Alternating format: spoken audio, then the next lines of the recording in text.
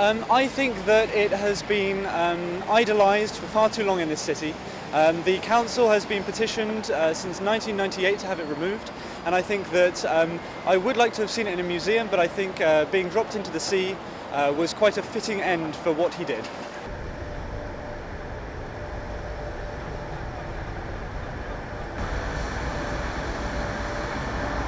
And we'd have to wear his favourite flower on our blazers, and we'd have to sing his favourite hymns, and we'd have to eat a Colston bun and give 5 pence. And it was all tradition, and we weren't allowed to even discuss really the kind of what he did, where he got his money from, and we all kind of knew, but it was all very hushed down. And that was really quite difficult for all of the students to know what we were kind of celebrating, but behind, and under the hushed doors. So yeah, to see that what happened yesterday, unfortunately I wasn't there, but oh my gosh, it was the most elating thing. I think really the statue should be brought up and then melted down and made into a figure from the black community, and I think that should be decided by the black community in Bristol.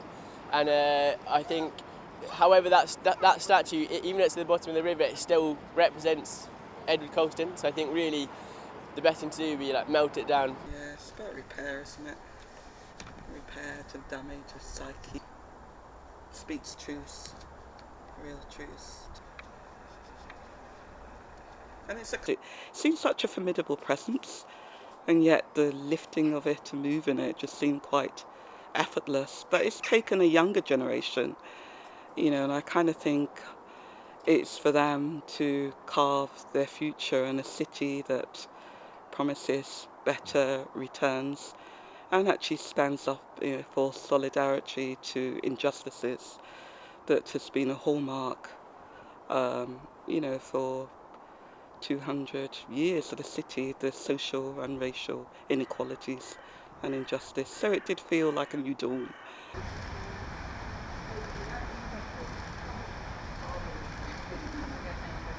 And the journey that statue has gone on from the life of Colston to the statue being funded and put up in the middle of the city, to the debates that have surrounded it over more recent years, because the debate about Bristol's slaving history is really a recent phenomenon, to it being thrown in the harbour, and that almost piece of historical poetry where a man who undoubtedly had slaves thrown off his ships during the passage at some point ended up underwater.